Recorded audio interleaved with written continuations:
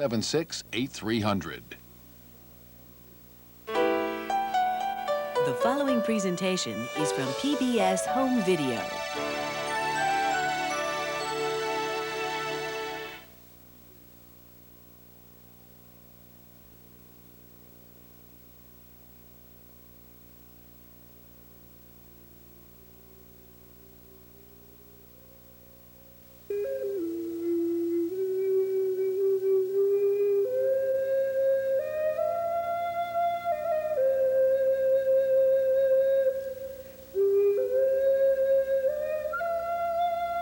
The Apaches traveled light and left little behind them.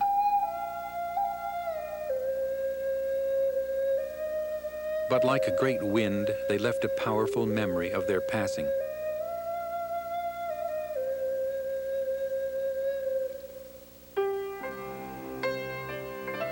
They were nomadic, hunters, gatherers, and warriors. They called themselves the people. One of the most celebrated Indian warriors the land has ever known was Geronimo, the legendary war shaman of the Chiricahua Apaches. But Geronimo and the Chiricahuas became so entangled in myth that until the 1930s, less was known about them than any other major group of North American Indians, though they had dominated the history of an entire region for generations.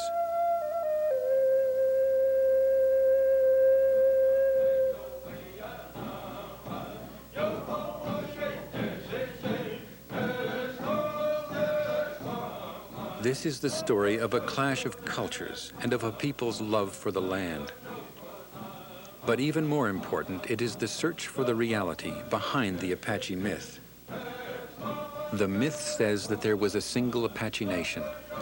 In reality, there were many separate groups spread across the Southwest. One of these was the Chiricahua Apaches, and this is their story. The myth says that the Chiricahuas were warlike, bloodthirsty savages. In reality, they never wanted war. They fought to survive and to defend their right to the land. The myth says that Geronimo was a Chiricahua chief. In reality, he was a medicine man, the influential mentor of Naiche, the true hereditary leader of their people. This story will be told as never before, by the direct descendants of those who were there. Naiche, my grandfather, was with Geronimo all through the time, while most of the time when the fighting was going on. He was with one of the men in Geronimo's band. My grandfather said that our people needed to survive, and these things took place. And it wasn't only our men folk that were agile, the ladies also, some of the ladies were also trained as warriors.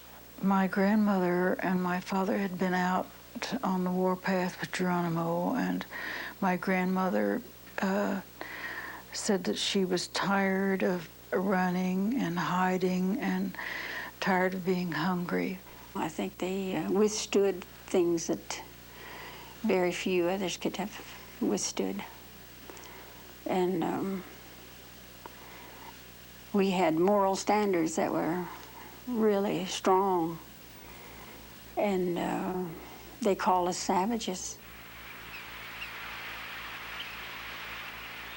The Apaches would permit no challenge to their right to the land, for Apache culture was inseparable from the natural world.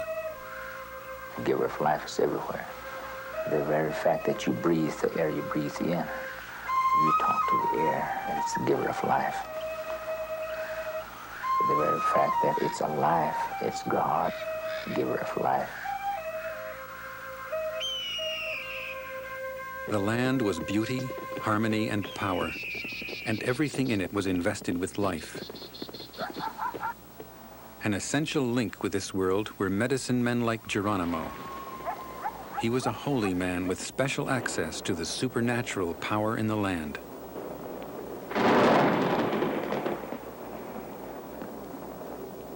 My father said he was a great medicine man. See, a medicine man blessed all the war equipment that the people used.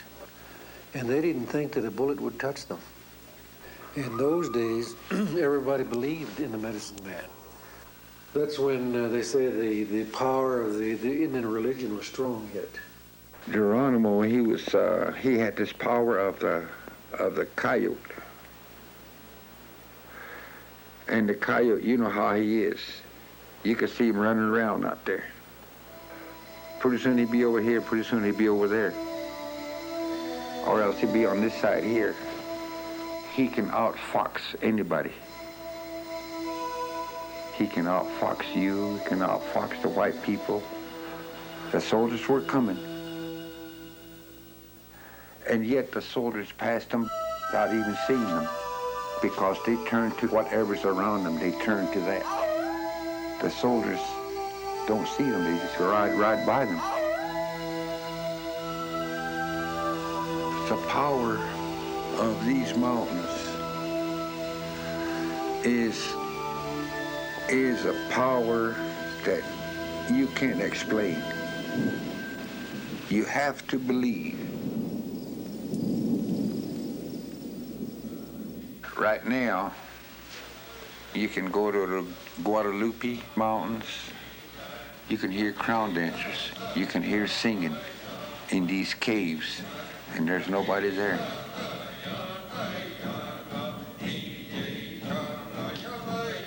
This is the reason why we believe in our crown dancers in this way, to protect from evil. Can you imagine in your mind, you got a big bonfire out there.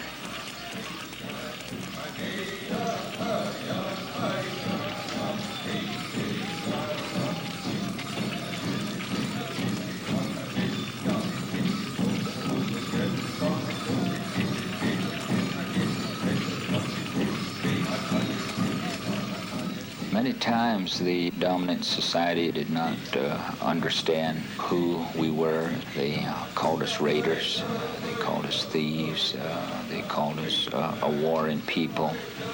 But we had to do some of those things in order to survive and remain a people that we are, and above all to hold our lands as much as we could.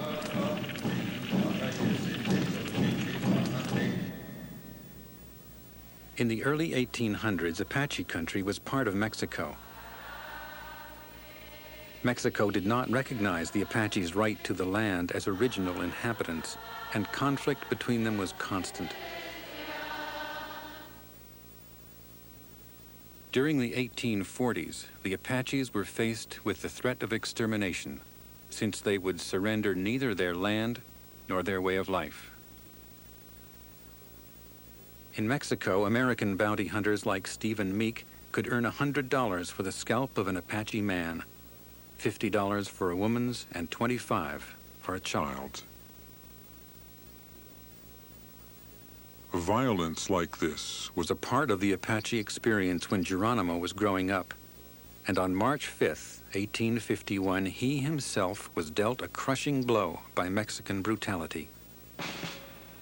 400 Mexican soldiers attacked an undefended Apache camp, slaughtering women and children. Among the 21 dead were Geronimo's wife, mother, and children.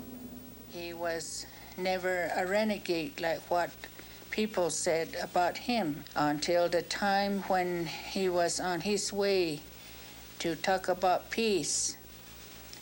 And behind him, his family was slaughtered, his wife and children. In his autobiography, Geronimo said, "I did not pray, I had no purpose left, and whenever I saw anything to remind me of my former happy days, my heart would ache for revenge."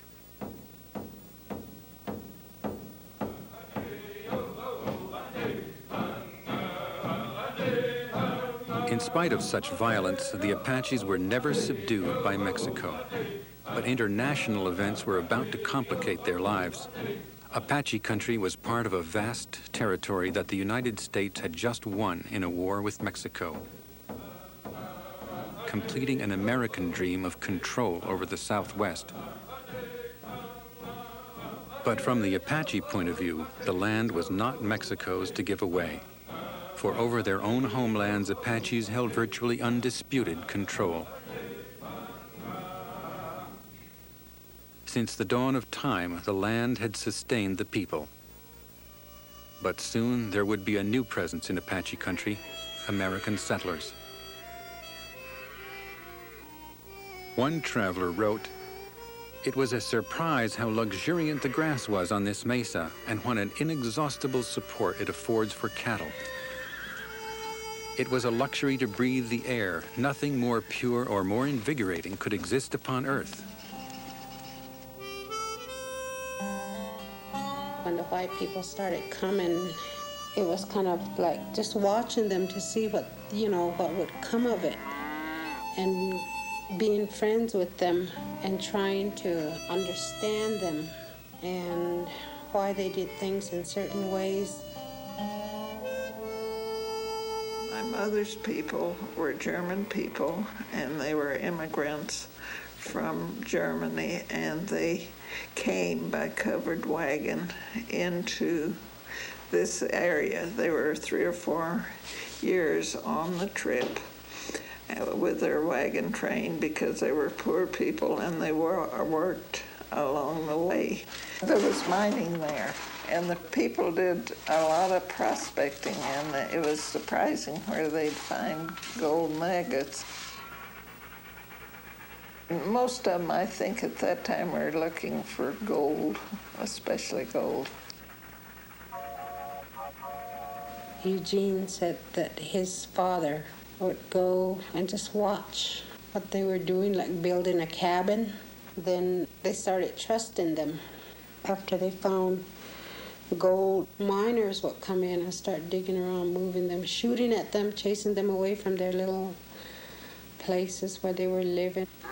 He said they started getting bigger pieces of land, and then told them not to go on there and not to hunt. And they were just pushing them and pushing them. So then they started mistrusting each other, and it just went from bad to worse. Mining and overhunting created conflict between the settlers and the Apaches. Treaties were violated by lawless elements in the white population for whom the only good Indian was a dead Indian. Although there were some settlers who befriended them, Apaches were seen mostly as an obstacle to white exploitation of the land. By 1861, the uneasy standoff in Apache country collapsed and war was on. When the people were invading the area, they were coming in, the pioneers, the Mexicans, and everybody trying to come in and settle the area, and where the Apaches said that they had lived all their lives as far back as they can remember. That was their home. And if somebody come into your house there and is going to take it, nobody's going to stand for that. At least Geronimo didn't. This was the beginning of the Apache resistance, and the warfare to crush it tore the Southwest apart for 25 years. White hatred for Apaches deepened. Vigilante groups were formed, and by 1871, it was more dangerous for Apaches than for the settlers. William Oury, a prominent Tucson, Arizona citizen, led 100 men against a camp of Apaches suspected of raiding. It was called the Camp Grant Massacre, and more than 100 Apache women and children were slaughtered. The resulting public outrage helped force the government toward a new policy that would hopefully secure and pacify the West for whites and Indians alike. For some time, an idea had been gathering support in Washington for the establishment of colonies where Indians would settle. This was to be the government's guarantee that the Indians would always have a place to live. It was to become the reservation system. By 1872, there were reservations for the major groups of Apaches in Arizona on their respective homelands. The Chiricahua Apaches were one of these, and their reservation was in southeastern Arizona near Fort Bowie, which had been established a decade earlier at the beginning of the Apache Wars.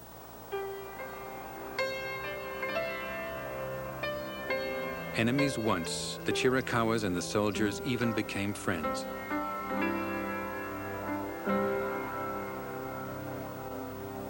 The matter of liking reservations, I guess it mostly has to do with being at peace and not being on the run.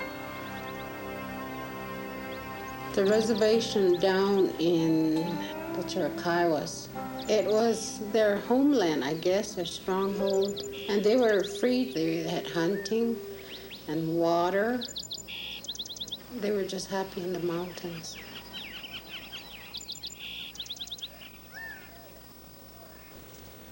The government wanted the Chiricahuas to farm the land and agreed to provide them with equipment and food supplies.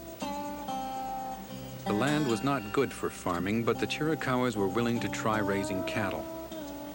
The government wouldn't help them do that, and it even failed to deliver the promised supplies. The Chiricahuas faced starvation. Even so, they kept the peace. If they were given the cattle and horses, they loved those two things. And if they were taught how to raise the cattle and take care of their horses and raise the feed for their livestock, I think a lot of them would have made it. In spite of these problems, there appeared to be a chance for peace. In 4 years, the Fort Bowie records show so little military activity that it was even suggested that the sleepy fort be closed. But by 1876, there was a disastrous new federal policy, one which would close the Chiricahuas reservation and move them to San Carlos with most of the other Apaches in Arizona. The commander at Fort Bowie warned that the Chiricahuas might go to war if their reservation were closed. The federal government thought it would be efficient to centralize control of all Apaches. They also saw it as a way of opening the Chiricahuas' land to settlement and mining. A military escort came to Fort Bowie to take the people to San Carlos. A third of them agreed to go, anxious for peace at any cost. But Geronimo refused. Betrayal had once taken his family. Now it was taking the land. Along with about 400 other Chiricahuas, he escaped to Mexico. And because he had been a spokesman for this resistant group, he gained instant notoriety. And so he stood up. He stood up and said, let's keep our land. And he had the nerve enough to say, nobody's going to take us off of this land. We're going to stand up and fight. The reason why we fought so hard was that without the land, we would not be a people that we are. Our belief was a part of the land. And everything that grew on it, this is how we were placed on earth, and we could not see any way around it. Within a month, enraged Chiricahua warriors had killed 68 settlers in the area that had for 4 years been a model of peace. One Arizona newspaper said, "The kind of war needed for the Chiricahua Apaches is steady, unrelenting, hopeless, and undiscriminating, slaying men, women, and children." The news media played these instances up a whole lot. These people that were moving into the Southwest, they felt that they needed to do away with some of these people that are standing in the way. They are savages. They don't have a way of life except to kill others. It was clear to the Army that the struggle might be a long one unless Geronimo and the dissidents could be forced to come in and settle on the reservation. Geronimo was against the white people. The other leaders tried to calm him down, but he wouldn't listen. He was always hyped up, I guess, and he was ready to go. They saw him when he raided. He just went ahead and killed people and ran off their horses. And it was Geronimo. Pretty soon, everything was Geronimo. Geronimo had become a wanted man. The Indian agent at San Carlos learned of his whereabouts in New Mexico, and with his Apache police force trapped Geronimo and took him in chains to San Carlos. This was the first and only time Geronimo was ever captured. The Chiricahuas cared neither for the terrain nor the other Apaches at San Carlos. The government didn't understand what an explosive situation it had created by concentrating so many Apaches here. They wanted all the Apaches to go to San Carlos Reservation, and they didn't. They hated that place, and they didn't want any part of it. It's dry, and it is the same way today. If you just go there, and you can see why they disliked it after they were in the mountains where there was trees and water and everything and that they were used to, and then to be taken out of that and taken to San Carlos, that was just terrible. They lined us all up, he said. And they gave us whatever name came along. He says, this man just went down the line and said, this and this is your name, he said. So he said, that's where we got our name Smith, he said. Grandfather told of many instances, and his account of being on the reservation was when he was quite young. He said it was dusty and more barren than anywhere around there. He said some of the Indian agents were not really interested in helping the people. Many times the supplies and things were far short because someone else had taken them before they ever reached the reservation. The soldiers were rude to them. The soldiers treated them like they were animals, sort of, seemed to have no more thought for them than you'd